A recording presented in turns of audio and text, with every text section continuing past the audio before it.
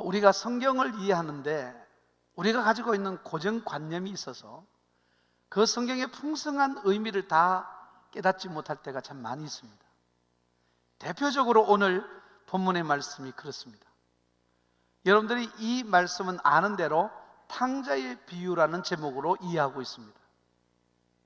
그래서 탕자에 관한 얘기, 아버지 재산 몽땅 가져가서 허랑방탕하며 다 소비한 후에 돼지 우리에서 쥐염 열매를 먹다가 내가 아버지 집에 종으로 사는 것이 낫겠다 싶어서 아버지께로 돌아왔더니 아버지가 송아지를 잡고 옷을 갈아입히고 가락지를 끼우고 잔치를 해줬다. 그 스토리에서 끝나는 경우가 참 많습니다. 그런데 엄밀히 여러분들이 이 내용을 보면 탕자의 비유라기보다는 그 맏아들의 비유라고 말하는 것이 더 옳습니다. 왜냐하면 이 이야기의 시작은 이런 겁니다. 예수님이 창기와 세리들과 함께 음식을 나누고 있었어요. 그러니까 바리새인과 서기관들이 볼 때는 이 예수님은 너무 불경한 겁니다. 아니, 어떻게 예수님이 하나님의 아들이라고 말하면서 저렇게 나쁜 사람들하고 밥을 먹고 교제할 수 있을까? 비난을 행할 때 이 비유를 말씀했습니다. 그러니까 예수님의 이 비유의 목적은 지금 그릇되게 생각하고 있는 바리새인과 서기관들, 맏아들에 해당하는 존재들입니다. 그 맏아들의 행위를 지적하기 위해서 이 비유가 나왔습니다. 조금 더 확대해서 본다면은 이 비유는 아버지의 비유라고 말할 수도 있습니다. 제가 성경에 나타난 아버지와 아들의 비유 두 가지를 들고 있는데, 우리가 지난주에 보았던 창세기 22장에서의 아브라함과 이삭, 아버지와 아들 간의 대화를 소개하면서 그 내용에서 핵심은 아들입니다. 이삭이 어떻게 아버지가 자기를 번제의 제물로 드리려고 하는데 손이 꽁꽁 묶인 채 그렇게 그 장작더미 위에 올라갈 수 있었을까? 그를 통해서 하나님의 아들이신 예수 그리스도를 보여주고 있습니다. 오늘의 이 비유를 보자면 이 문제 아들을 가지고 있는 아버지, 한 놈은, 죄송합니다, 이 놈이 맞습니다. 한 놈은 아버지의 재산을 미리 상속받아서 해외로 나가서 허랑방탕하게 낭비하고 거지가 돼서 돌아온 아들, 또 한 아들은 굉장히 성실했는데 알고 보니까 꽝이었던 아들. 이런 두 아들을 데리고 사는 아버지의 고민과 그 아들들을 대하는 아버지의 모습을 통해서 성부 하나님은 어떤 하나님이신가를 우리에게 보여주고 있는 내용이라고 볼 수 있습니다. 여러분들이 이 맏아들을 생각해 보세요. 동생이 돌아오기 전까지는 아무런 문제가 없는 것처럼 보입니다. 자신의 말대로 오늘도 밭에 가서 일하고 아버지의 명령을 어기지 않고 잘 순종하며 성실하게 살아오는 아들은 적어도 이 동생이 돌아오기 전까지는 아무 문제 없는 아들처럼 보이지만은 동생이 돌아옴으로 인해서 이 아들의 속내임의 내이, 이 마음속에 품고 있는 생각이 드러나기 시작하면서 이 아들이 더 큰 문제가 있는 아들이라는 지적을 성경이 하고 있습니다. 그러면 여러분들이 이걸 우리 신앙생활 안에서 보면 교회 안에 이런 두 부류의 신자가 있습니다. 예배는 잘 드리는데 밖에 나가면 늘 사고치고 돌아올 때마다 하나님 앞에 회개하는 부류의 사람들이 있습니다. 또 한 사람은 교회 안에 있으나 밖에 있으나 언제나 성실하게 정말 말씀 부리지 않고 착하게 살아가는 사람이 있습니다. 그러나 어느 날 보니까 교회 안에서 성도들 간에 다툼이 있고, 그리고 늘 불평하고 원망하고 많은 사람들을 정죄하고 있는 이런 부류의 사람이 있을 수 있습니다. 이런 것은 성경에서 먼저 된 자라고 표현이 되기도 합니다. 자신이 어렵다고 믿는 사람들이기도 합니다. 꽤 성실한 사람들 가운데서 이런 문제들이 드러나고 있다는 것입니다. 그래서 오늘 이 마다들의 문제를 우리가 조금 더 깊이 생각해 보면서 혹시 내게도 그런 성향이 있지 않는가 돌아보시면서 여러분들이 다 회개하고 정말 아버지가 원하는 아들이 어떤 아들인지 같이 은혜를 나누고자 합니다.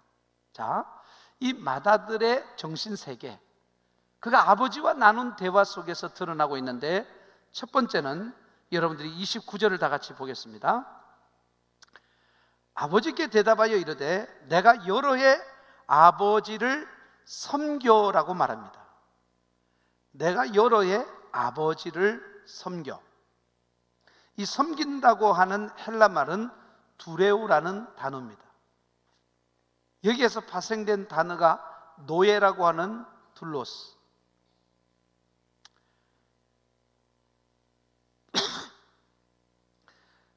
지금 오늘 여기에서 말하고 있는 이 내가 아버지를 섬겼다는 말에서 심각한 문제가 드러납니다.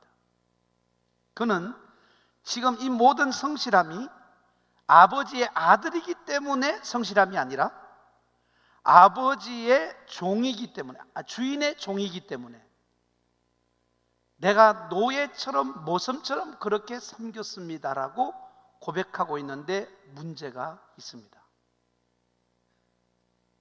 그는 어쩌면 야곱의 이야기를 떠올렸는지도 모릅니다.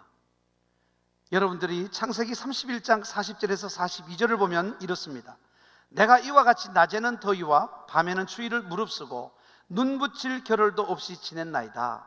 내가 외삼촌의 집에 있는 이 20년 동안 외삼촌의 두 딸을 위하여 14년, 외삼촌의 양떼를 위하여 6년을 외삼촌에게 봉사하였거니와 외삼촌께서 내 품삯을 10번이나 바꾸셨으며 우리 아버지의 하나님 아브라함의 하나님 곧 이삭이 경외하는 이가 나와 함께 계시지 아니하셨더라면 외삼촌께서 이제 나를 빈손으로 돌려보냈었으리다마는 하나님이 내 고난과 내 손의 수고를 보시고 어젯밤에 외삼촌을 책망하셨나이다. 아멘.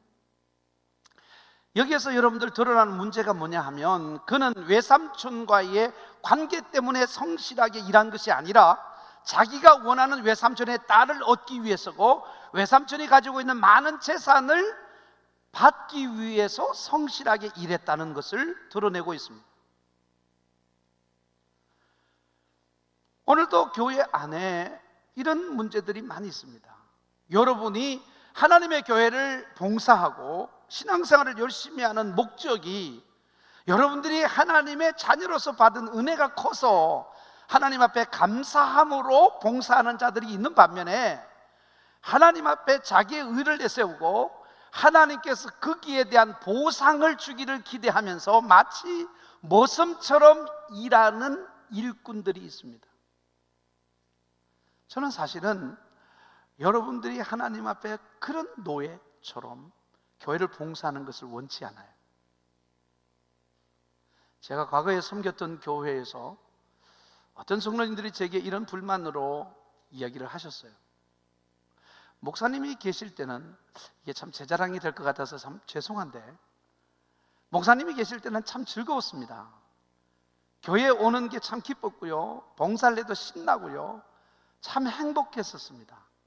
근데 지금은 우리가 동원되고 있다는 생각이 많이 들어집니다. 기쁨이 아니고요, 억지로 사람들의 눈치를 보려 하거나 경쟁심이 유발이 돼서 봉사를 하고 내가 몇 년간 봉사를 했지만 내 마음에 기쁨이 없습니다.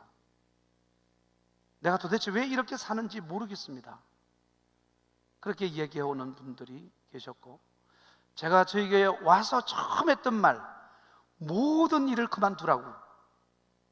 제가 우리 교회에 와서 안식을 선포하고 그리고 희년을 선포하고 그리고 지금도 그 명령은 유효합니다.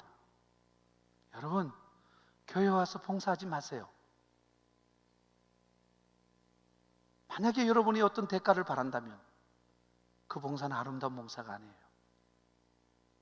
여러분들이 억지로 하거나 경쟁심으로 하거나 자기 자신을 드러내기 위해서 하는 것은 아무 의미가 없습니다. 다만 하나님의 사랑이 너무 커서 내가 섬기고 싶고 섬기지 않으면 죽을 것 같아서 여러분들이 섬기는 것은 얼마든지 환영합니다. 그러나 여러분, 종으로는 살지 마십시오. 하나님의 도구라는 말을 저는 굉장히 싫어합니다. 하나님은 우리를 도구로 사용하지 않습니다. 하나님은 우리를 아들로 여기십니다. 하나님은 우리가 행복하기를 원하세요. 하나님은 우리가 잘 되기를 원하세요. 하나님은 우리를 돕기를 원하세요. 여러분이 함부로 하나님을 돕는다고 생각하지 마세요. 죄가 우리에게 가져오는 결과는요, 하나님을 오해하게 만든다는 것입니다. 하나님은 우리를 아들로 여기는데 죄인들은 자꾸 하나님 앞에 종으로 가려고 하는 겁니다. 이게 탕자의 영성이었어요. 탕자가 뭐라 그랬죠?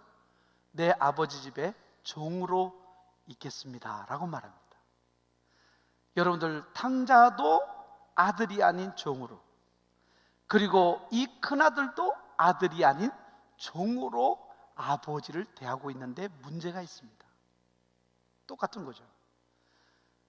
아버지의 재산을 가지고 방탕하게 허비하는 아들이나 성실하게 일하는 아들이나 아버지를 주인으로 자기를 노예로 생각하는 데는 똑같다는 사실을 성경은 지적하고 있습니다. 우리는 노예가 아닙니다. 우리는 하나님의 자녀인 줄로 믿으시기를 바랍니다. 두 번째, 우리에게 이 마다들의 영성을, 정신세계를 들여다볼 수 있는 것은 명을 어김이 없거늘이라고 하는 말씀입니다. 나는 아버지가 시키는 것 한 번도 거역한 적이 없고 내가 다 했습니다 라고 하는 고백이에요. 여기 문제가 있습니다. 여러분, 정말 우리에게 중요한 문제 중에 하나는 내가 했습니다라는 겁니다. 제가 성경을 깨닫고 목사가 되기로 하고 지금까지 성경을 연구하고 목회하고 신앙생활을 하면서 하나님이 가장 싫어하는 건 내가 다 했습니다라는 말을 하는 사람입니다. 성경은 하나님이 다 하셨다고 말씀하십니다. 여러분, 하나님은 천지를 창조하셨고요, 하나님은 우리를 지으셨습니다. 하나님은 우리를 구속하셨고요, 하나님은 우리를 지키십니다. 하나님은 우리를 지금도 인도하시고요, 하나님은 끝까지 우리를 책임져 주실 줄로 믿습니다. 하나님이 다 하셨어요. 그런데 이 마다들은 내가 다 했다고 말합니다. 나는 아버지의 명을 어긴 적이 없다고 말합니다. 그러나 결정적으로 아버지가 요구했을 때 그는 거절하고 있습니다. 아들아, 집으로 들어와라. 그랬더니 이 아들이 난 죽어도 아버지 집에 들어갈 수가 없습니다. 거절하는 거예요. 결국 이것을 통해서 그 누구도 자기 자신이 스스로 하나님이 원하시는 것을 할 실력이 있는 자는 없다. 어떤 사람은 이렇게 핑계대고 어떤 사람은 저렇게 핑계대고 어떤 사람은 하는 것처럼 보이지만 결국은 그것은 자기를 위한 것이고 자기 의를 드러내기 위한 것이고 자기 자신은 언제나 정당한 이유를 가지고 살아간다고 말하면서도 아버지의 명을 거역하는 자로 살아가는 마다들의 정서를 볼 수가 있습니다. 여러분들이 이 30절에 가서 보면 심각한 문제가 드러나는데요, 30절을 봅니다. 아버지의 살림을 창녀들과 함께 삼켜버린 이 아들이, 여러분 앞에 보면 허랑방탕해서 재산을 다 낭비했다는 말은 있지만 창기하고 낭비해버렸다는 말은 없습니다. 이건 자기의 상상이죠. 그러나 아버지에게는 가장 좋지 못한 행동으로 고소하고 있는 겁니다. 다시 말하자면 죄가 우리에게 가져오는 결과는 첫 번째는 하나님에 대해서 오해하게 만든다는 문제가 있고, 두 번째로는 자기의 의를 내세우기 위해서 다른 사람을 정죄하는 자가 되어버리는 것입니다. 내 의를 드러내기 위해서는 다른 사람을 정죄하는 것이 악한 인간들의 본성이에요. 대부분 남자들보다 여자분들이 더 성실한 건 사실입니다. 착한 것도 보편적으로는 사실입니다. 근데 여러분들, 여자들끼리 모이면 하는 얘기가 뭔지 아세요? 남편 욕하는 거예요. 제가 이번 주에도 남산을 오래간만에 좀 걸으려고 갔는데 제 옆에서 아줌마들 몇 명이 와가지고 얘기를 하는 걸 들었는데요, 정말 남산의 공해가 인간의 공해다 하는 생각이 들었어요. 그냥 막 자기 남편 AB형이라고, 자기 남편 AB형이라서 성질이 JR 같다는 거예요. 좋을 때는 한없이 좋다가 나쁠 때는 이해하지 못하게 막 이렇고 저렇고 어쩌고 저쩌고 막 하니까 옆에서 맞장구치가 B형은 그거 상대도 안 된다 그러면서 또 욕하고, 다행히 A형은 안 나왔습니다. 그 이유가 뭔지 하면, 내가 지금의 나보다 더 나은데 그런 남편 만나서 이렇게 찌그러졌다 이런 얘기 하려고 하는 거예요. 이게 인간의 본성입니다. 자기 남편을 제물로 바치는 거죠. 여러분 가운데는 그런 사람이 없기를 바랍니다. 저희 집은 그런 사람이 없어요. 여러분들 항상 제가 아내 자랑하죠? 우리 아내는 10배로 더 자랑합니다. 처녀 총각이 많아가지고 아무 감동이 없습니다. 자, 죄가 가져오는 결과는 자기 의를 드러내기 위해서 다른 사람의 허물을 과장되이 표현하고 정죄하는 모습이 오늘 이 마다들을 통해서 보여주고 있습니다. 교회 안에서 혹시 남의 욕하고 다니는 사람 있죠? 주로 남의 욕하는 사람은 믿음 좋은 사람입니다. 열심히 하는 사람들이에요. 오래된 사람들이 욕하지, 여러분처럼 그냥 예배만 드리고 가는 사람이 교인들 욕하고 목사 욕하는 사람은 없어요. 그래서 제가 산부 예배를 굉장히 좋아합니다. 제가 인사로도 안 나갑니다.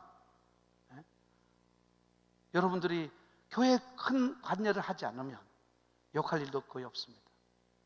가장 가까이 살고 가장 자주 만나는 사람끼리 우리는 굉장히 불편한 관계를 가지고 살아갈 수 있습니다. 이게 형제들끼리 이런 모습을 우리에게 보여주고 있습니다. 그 다음 세 번째는 이 아들이라는 표현입니다. 굉장히 불손한 표현이거든요. 이 원래 헬라 원문에 보면 당신의 이 아들입니다. 다시 말하면 나하고 상관없는, 당신이 낳아서 기른 새끼란 그런 뜻입니다. 그러니까 얼마나 아버지 앞에 불손한 거예요. 여러분, 부모가 되고 나면요, 자녀들에게 제일 요구하는 게 뭐냐면 형제들 간의 화목이에요. 어떤 선물보다도 더 귀한 선물은 형제 간에 다투지 않고 사이좋게 지내는 거예요. 정말 부탁하고 싶은 게 그거예요. 아무리 훌륭해도 형제 간에 다툼이 있으면 부모의 마음은 편하지 않습니다. 그런데 오늘 이 마다들은 아버지 보고 감히 말하기를, 아버지, 걔는 나 벌써 잊어버렸어요. 걔는 나하고 아무 상관없어요. 아버지가 좋아하셔서 잔치를 열었으면 아버지 새끼니까 아버지가 알아서요. 나한테 강요하지 마세요. 아버지가 좋다고 나가 좋은 거 아닙니다. 나는 인정 못해요 하고 그는 지금 거부하는 겁니다. 여러분들, 죄가 우리들 가운데 끼치는 악한 영향은요, 나는 너와 다르다는 생각이에요. 여러분들, 옛날 우리는 유교를 가지고 그 국교를 생각하고 살았는데요, 아직도 우리들한테는 유교적 의식이 많아요. 유교의 가장 중요한 정신은 뭐예요? 나는 너와 다르다는 거예요. 양반들이 왜 양반다리를 하고 있는지 아세요? 나는 너와 다르다는 거예요. 양반들이 그 더워도 저고리를 왜 안 벗죠? 나는 너와 다르다는 겁니다. 양반들이 왜 바쁜데도 안 뛰죠? 나는 너와 다르다는 겁니다. 인간이 제일 좋아하는 게 나는 너와 다르다는 것을 보여주고 싶어 합니다. 내가 꽤 비싸게 옷을 하나 사 입었는데 아파트에서 엘리베이터에서 한 사람을 만났는데 똑같은 옷을 입고 있는 겁니다. 그러면 어떻게 해요? 집에 다시 올라갑니다. 옷 갈아입고 나오죠. 왜요? 나는 너와 다르다. 이게 우리들의 정서예요. 여러분들, 죄가 우리에게 가져오는 악한 영향은요, 자기가 기준을 정하고 자기는 남과는 다르다는 것을 과시하고 싶은 욕심들이 우리 안에 있는데, 이 마다들이 오늘 그런 모습을 우리에게 보여주고 있다는 것입니다. 자, 그러면 오늘 지금 이 맏아들을 우리 세 마디 섬겼다는 말과 어김이 없다는 말, 명을 어김이 없다는 말과 이 아들이라는 말 속에서 그는 지금 얼마나 교만하고 얼마나 하나님의 뜻과 어긋나서 살아왔는지 그 자신의 내면을 들여다볼 수 있는 내용들이었습니다. 그런데 문제는 이런 아들들을 대하는 아버지의 태도입니다. 저 같으면 어떻게 했을까? 이 둘째 아들은 호적에서 파버렸을 것 같아요. 큰 아들은 어떻게 해요? 잘났어 정말 그러고 문을 닫아버렸을 것 같아요.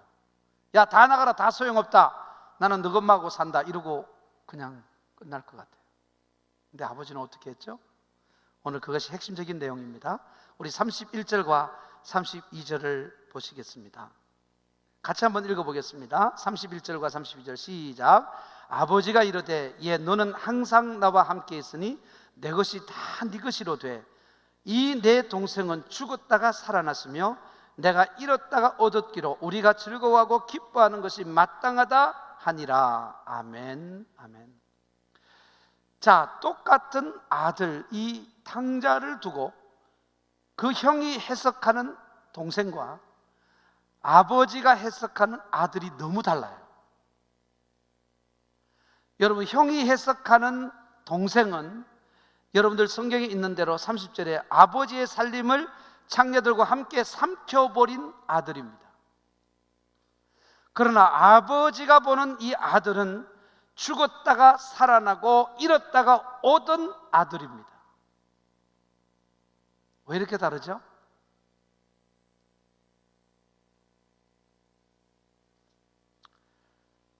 사람을 대할 때 여러분 두 가지 기준으로 대할 수 있습니다. 하나는 도덕적 기준입니다. 다시 말하면 그의 행실을 보고 그 사람을 평가하는 거죠. 또 하나의 범주는 관계를 보고 그 사람을 이해하고 받아들이는 거예요. 여러분 어떠세요? 여러분들이 예를 들어서 자녀가 부모에게 속을 새기는 일을 했어요. 사고를 쳤어요. 그럼 뭐라 그러죠? 넌 이제부터 내 새끼 아니야. 그런 부모님들이 있습니다. 그죠? 그 행실을 보고 관계를 깨뜨리는 거예요. 또 하나는 관계를 보고 행실을 용서하는 사람입니다. 여러분은 어떤 부류에 속하십니까? 그 사람의 행실을 보고 관계를 깨는 유형이세요? 아니면 관계 때문에 행실을 용납하는 형이세요? 오늘 맏아들은 행실을 보고 관계를 깨는 사람. 그러나 여러분, 아버지는 관계를 보고 행실을 용서하는 사람. 하나님 아버지는 우리의 행위를 보고 관계를 깨지 않습니다. 하나님은 우리와의 관계 때문에 행실을 용서하시는, 오히려 기뻐하고 우리에게 잔치를 베풀고 아들의 자리를 회복해 주시는 하나님인 줄로 믿으시기를 축복합니다.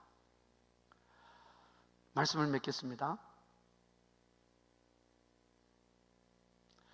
이 말씀의 결론은 없습니다.